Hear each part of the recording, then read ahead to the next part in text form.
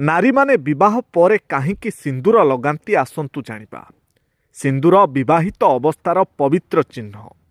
ଏହା ଶିବ ଶକ୍ତିର ସଂଯୋଗର ପ୍ରତୀକ। ସିନ୍ଦୁର ନାରୀର ସୌଭାଗ୍ୟକୁ ଦର୍ଶାଏ। ପୁରାଣ କହେ ସିନ୍ଦୁର ସ୍ୱାମୀଙ୍କ ଦୀର୍ଘାୟୁ ପାଇଁ ପ୍ରାର୍ଥନା। ମଥାର ମଧ୍ୟଭାଗରେ ଲଗାଇଲେ ଆଜ୍ଞାଚକ୍ର ସକ୍ରିୟ ହୁଏ। ଏହା ନାରୀ ଶକ୍ତି ଓ ସଂଯମର ପ୍ରତୀକ। ସିନ୍ଦୁର ଘରେ ସୁଖ ଶାନ୍ତି ଆଣେ ବୋଲି ବିଶ୍ୱାସ ରହିଛି। ଏହା ନାରୀର ଦାୟିତ୍ୱ ଓ ସମର୍ପଣକୁ ଦର୍ଶାଏ। ପୌରାଣୀୟ ଧାରଣାରେ ସିନ୍ଦୁର ରକ୍ଷା କବଚ ଭଳି।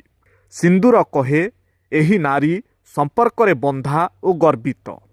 ସିନ୍ଦୁର କେବଳ ଶୃଙ୍ଗାର ନୁହେଁ, ଏହା ଆସ୍ଥା, ସୌଭାଗ୍ୟ ଓ ସମର୍ପଣର ପ୍ରତୀକ।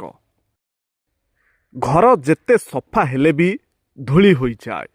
ମଣିଷ ଯେତେ ଭଲ ହେଲେ ବି ଭୁଲ କରିଦିଏ। ସମସ୍ତଙ୍କୁ ସମ୍ମାନ କର। ଯିଏ ଭଲ ଲୋକ ସିଏ ସାଥିରେ ରହିବେ, ଆଉ ଯିଏ ଖରାପ ଲୋକ ସିଏ ସବକ ଦେବେ। ଜୀବନ ବଞ୍ଚିବା ପାଇଁ ସାଥ ଏବଂ ସବକ ଦୁଇଟା ହିଁ ଦରକାର। କ'ଣ ସାଙ୍ଗମାନେ ଠିକ୍ ତ? କମେଣ୍ଟରେ ଆପଣଙ୍କର ଉତ୍ତର ଲେଖିବା ପାଇଁ ଅନୁରୋଧ। ସାଙ୍ଗମାନେ, ଯେଉଁମାନେ କହୁଛନ୍ତି ଆମେ ବୁଢ଼ାବୁଢ଼ୀ ହେଲେ ଆମ ପୁଅ ଅବା ଝିଅ ଆମର ସାହାରା ହେବ, ସେଇମାନଙ୍କ ପାଇଁ ପଦେ ମନେ ରଖନ୍ତୁ, ଆପଣଙ୍କର ପୁଅ ଅବା ଆପଣଙ୍କର ଝିଅ କେବେ ବି ଆପଣଙ୍କର ସାହାରା ହେବେନି। ଆଉ ଯଦି କିଏ ସାହାରା ହେବ, ସିଏ ହେଉଛି କେବଳ ଆପଣଙ୍କର ବୋହୂ। ପୁଅ ତ ଟଙ୍କା ରୋଜଗାର କରିବା ପାଇଁ ଦିନରାତି କାମରେ ବ୍ୟସ୍ତ, ଆଉ ଝିଅ ନିଜ ଶାଶୁ ଶ୍ୱଶୁର ଘର ସମ୍ଭାଳିବାରେ ବ୍ୟସ୍ତ। ଆଉ ଯଦି ଆପଣଙ୍କର କିଏ ସେବା କରିବ, ଯତ୍ନ ନେବ, ସିଏ ହେଉଛି କେବଳ ଆପଣଙ୍କର ବୋହୂ।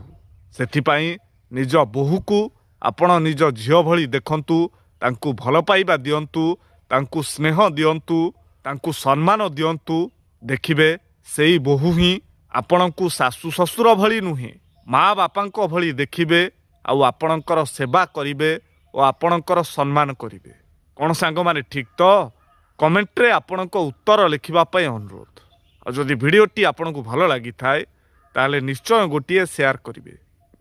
ସାଙ୍ଗମାନେ, ଦୁନିଆରେ ଯେତେ ପ୍ରକାରର ଗହଣା ଅଛି, ସ୍ୱାମୀର ଭଲ ପାଇବା ହିଁ ଗୋଟିଏ ସ୍ତ୍ରୀ ପାଇଁ ସବୁଠାରୁ ମୂଲ୍ୟବାନ ଗହଣା। ଆଉ ଯେଉଁ ସ୍ତ୍ରୀ ସେଇଟାକୁ ପାଏ, ସିଏ ସବୁ ଅଭାବକୁ ହସି ହସି ଖୁସିରେ ଆଦରି ନିଏ। ସବୁ ଦୁଃଖ କଷ୍ଟକୁ ହସି ହସି ସହିଯାଏ। କ'ଣ ସାଙ୍ଗମାନେ ଠିକ୍ ତ? କମେଣ୍ଟରେ ଆପଣଙ୍କର ଉତ୍ତର ଲେଖିବା ପାଇଁ ଅନୁରୋଧ। ଆଉ ଯଦି ଭିଡ଼ିଓଟି ଆପଣଙ୍କୁ ଭଲ ଲାଗିଥାଏ ତାହେଲେ ନିଶ୍ଚୟ ଗୋଟିଏ ସେୟାର କରିବେ।